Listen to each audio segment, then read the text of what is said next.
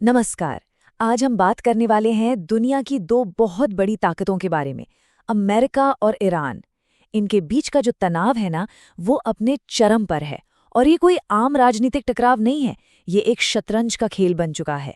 एक ऐसा खेल जिसकी हर चाल पूरी दुनिया की शांति को दांव पर लगा रही है। तो चलिए आज इसी पेचीदा खेल को समझने की कोशिश करते हैं। अच्छा, ये मामला कितना गंभीर है इसका अंदाजा आप इसी बात से लगाइए कि उस वक्त के अमेरिकी राष्ट्रपति ने खुद इसे एक हाई लेवल चेस गेम कहा था। मतलब उन्हें पता था कि उनका सामना सिर्फ एक देश से नहीं हो रहा, बल्कि बहुत ही ज्यादा चतुर और रणनीतिक दिमाग वाले लोगों से हो रहा है। तो फिर देर किस बात की, चलिए इस खेल के खिलाड़ियों को और उनकी चालों को जरा बारीकी से समझते हैं। तो इस शतरंज की बिसात पर एक तरफ खड़ा है ईरान, एक ऐसा खिलाड़ी जो हमेशा अपनी ही शर्तों पर खेलता है। तो सवाल ये है कि आखिर ईरान की रणनीति है क्या? वो ऐसी कौन सी चालें चल रहा है कि अमेरिका जैसी सुपर पावर को भी 2 बार सोचना पड़ रहा है? देखिए, ईरान का मैसेज एकदम क्रिस्टल क्लियर है। वो पीछे हटने वालों में से तो बिल्कुल नहीं है। उनके विदेश मंत्री ने साफ साफ कहा था कि वो अमेरिका को एक ऐसा सबक सिखाना चाहते हैं कि वो दोबारा ईरान की तरफ देखने की हिम्मत भी न कर पाए। और ये सिर्फ खोखले बयान नहीं है, ये एक लंबे और शायद आखिरी फैसले वाले संघर्ष की पूरी तैयारी है।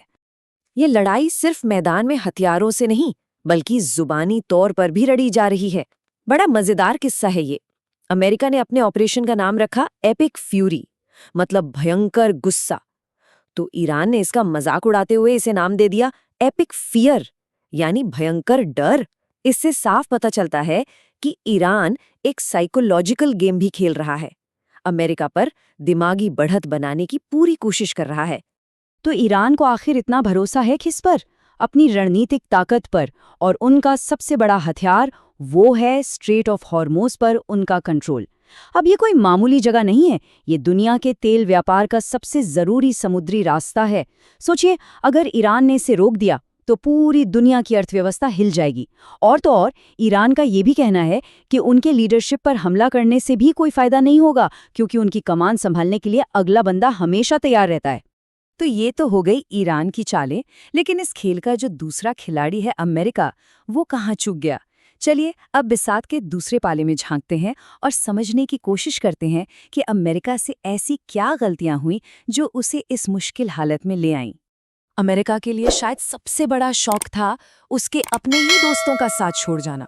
सोचिए, नेटो के सदस्य देश जैसे कनाडा, जो हमेशा अमेरिका के साथ खड़े रहते थे, इस बार उन्होंने हाथ पीछे खींच लिए। इस पूरे मामले में अमेरिका एकदम अकेला पड़ गया था।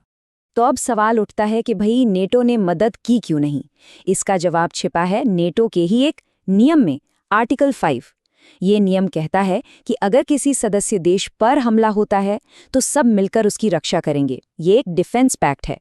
लेकिन अगर कोई सदस्य देश खुद से किसी पर हमला शुरू करता है, तब ये नियम लागू नहीं होता।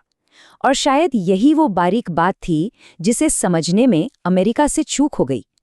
कहते हैं ना, जब दो बड़े ताकतवर आपस में लड़ते हैं तो दुनिया को किसी ऐसे की जरूरत होती है जो बीच बचाव कर सके।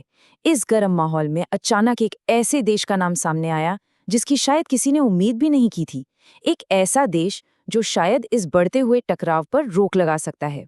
और वो देश है भारत। जी हाँ, फिनलैंड जैसे यूरोपीय देशों का भी यही मानना है कि भारत इस रोल के लिए बिल्कुल फिट बैठता है। अब सवाल ये है कि भारत ही क्यों? क्योंकि भारत शायद दुनिया का इकलौता ऐसा बड़ा देश है जिसके रिश्ते अमेरिका और ईरान दोनों के साथ बहुत गहरे और दोस्ताना हैं। और भारत की ये जो डिप्लोमैटिक स्किल है, ये सिर्फ कहने की बातें नहीं है, इसका सबूत भी है। अभी हाल ही में देखिए, भारत ने एक तरफ अमेरिका की पाबंदियों के बावजूद रूस से तेल खरीदा, तो वहीं दूसरी तरफ ईरान से बात करके अपने समुद्री जहाज़ों के लिए सेफ पैसेज भी सुनिश्चित किया।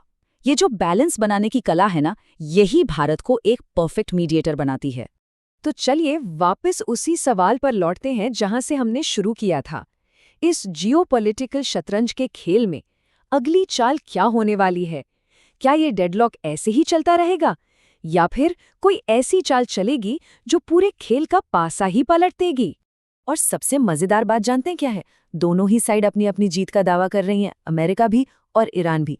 लेकिन सोचने वाली बात यह है कि इस तरह के टकराव में क्या सच में कोई जीतता है या फिर दोनों ही कुछ न कुछ गंवा रहे हैं और साथ में पूरी दुनिया को भी एक बड़े खतरे में डाल रहे हैं। इसका फैसला तो शायद वक्त ही करेगा। और बस यहीं पर आकर भारत का रोल सबसे ज्यादा अहम हो जाता है। तो अब सबसे बड़े सवाल ये हैं, क्या भारत इस खतरनाक खेल को शांति की तरफ मोड़ पाएगा या ये तनाव बढ़कर एक बड़े संघर्ष में बदल जाएगा? हम इस पर आपकी राय जरूर जानना चाहेंगे। पहला सवाल, आपको क्या लगता है इस पूरे खेल में असल में कौन जीत रहा है? और दूसरा, क्या भारत को मीडिएटर बनने की ये बड़ी जिम्मेदारी उठानी चाहिए? अपने जवाब नीचे कमेंट्स में जरूर लिखेगा। हमारे साथ जुड़ने के लिए बहुत बहुत धन्यवाद। जय हिंद।